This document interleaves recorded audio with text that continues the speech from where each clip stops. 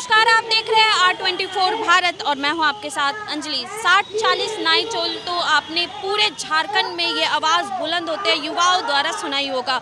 आज हम जयराम महतो से सीधा जुड़ेंगे क्योंकि कल 19 जो अप्रैल है उस दिन झारखंड बंदी का ऐलान छात्रों द्वारा किया गया है।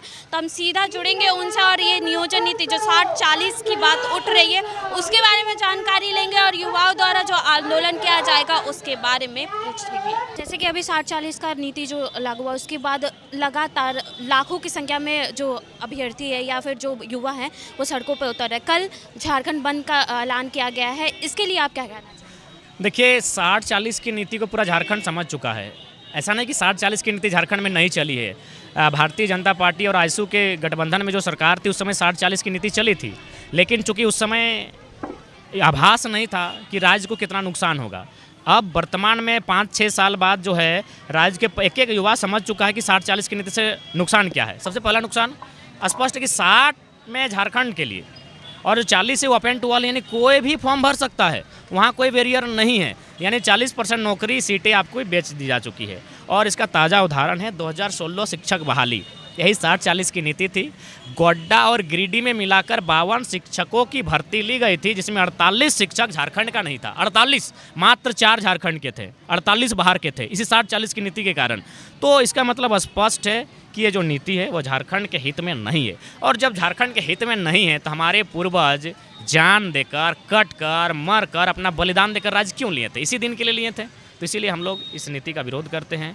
और अगर राज्य सरकार नहीं सुधरती है तो तमाम पॉलिटिकल पार्टियों को हम लोग चेताना चाहेंगे 2024 में सबको सबक मिलेगा, और नहीं तो फिर राज्य में एक ऐसा उलगुलान और आंदोलन होगा जिससे कि अगर अराजकता और किसी प्रकार की अशांति फैलती है तो उसके लिए तमाम विधानसभा के भीतर बैठे विधायक दोषी होंगे, राज्य सरकार दोषी होगी, क्योंकि हम ऐसा नहीं चाहते हैं। लेकिन मजबूरन अगर ऐसा होता है तो दोषी विधायिका के अंग होगी। जैसे कि आपको जब आप आंदोलन कर रहे थे तो आपका अरेस्ट भी कर लिया गया था, जिसके बाद युवाओं का हुजूम आपके प्रति आपको अरेस्ट से बचाने या फिर आपको वहां से बेल करवाने के लिए आवाज़ उठा रहा था, जो देश भर में आवाज़ तक पहुंची थी। कई ऐसे पार्टी हैं जो आपके सपोर्ट में आ रहे, युवाओं के सपोर्ट में आ रहे।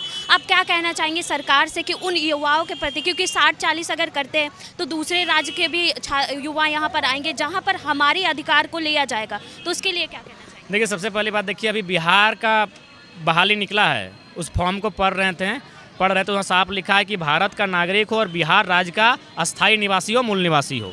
तो जब बिहार में बिहारी राज्य के निवासियों को प्राथमिकता है।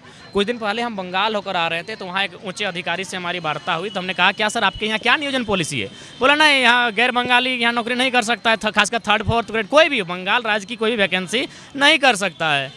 तो हम बोले भाई जब आपके यहाँ नहीं कर सकता है, बिहार में नहीं कर सकता है, उड़ीसा में तो कहिए मत, वहाँ तो इतना ज़बरदस्त बैरियर है कि वहाँ कोई घुस भी नहीं सकता है, तो झारखंड चारागाह क्यों होगा?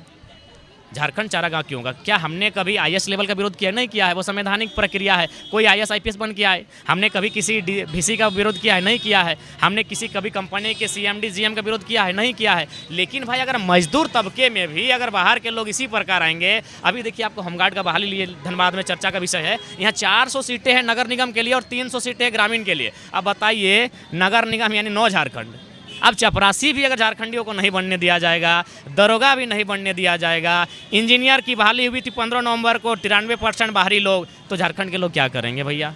एक दिन हथियार उठाएंगे तब फिर आप उन्हें नक्सली का नाम देंगे। तो कुल मिलाकर हम यही कहेंगे, अलग अलग राज्य इसीलिए बना है कि अलग अलग राज्य के निवासियों का विकास हो सके, उनके बच्चों का भविष्य अच्छा हो सके, उनको नियोजन में पहला अधिकार मिले। तो ठीक उसी प्रकार जिस प्रकार तेलंगाना बना है, जिस प्रकार उत्तराखंड छत्तीसगढ़ बना है, उसी तर्ज पर झारखंड बना है। तो झारखंड के युवाओं को भी आगे बढ़ने का अपॉर्चुनिटी मिलने का अवसर मिलना चाहिए, और ये हमारा संवैधानिक अधिकार है, इसी की हम लोग लड़ाई लड़ रहे हैं। तो जैसा कि आपने सुना कि 60-40 जिस प्रकार बताया जा रहा है, 60% झारखंड वासी जो युवा हैं उनके लिए और 40% ओपन फॉर ऑल किया जाएगा। ये जिस प्रकार उन्होंने बताया कि ये कहीं ना कहीं आप देख सकते हैं कि दूसरे राज्य में जहां 90% रखा गया है, वहीं 60-40 झारखंड में क्यों? इसको लेकर अपनी आवाज़ बुलंद करेंगे। कल 19 अप्रैल को ये झारखंड बंद रखा जाएगा, साथ ही साथ अपनी आवाज़ सरकार तक पहुँचाने की कोशिश की जाएगी और ये 60-40 नहीं करवाने के लिए खतियान आधारित जो नियोजन नीति है उसको लागू कराने की बात जयराम महतो द्वारा की जाएगी। भारी संख्या में जितने भी युवा हैं नियोजन को लेकर जो लगातार लड़ रहे हैं, तकरीबन आप देख रहे होंगे कि झारखंड में हर दिन ये खबरें आ रही होंगी कि छात्र लगातार आंदोलन कर रहे हैं 60-40 नियोजन नीति नए चलतों को लेकर। तो ये कल ये काफ़ी ज़्यादा संख्या में जितने भी युवा है, अभ्यर्थी है, वो अपनी आवाज़ 60-40 को लेकर बुलंद करेंगे। तो ऐसे भिन्न खबरों के लिए बने रहे R24 भारत के साथ। मैं सहयोगी राजा के साथ मैं अंजलि।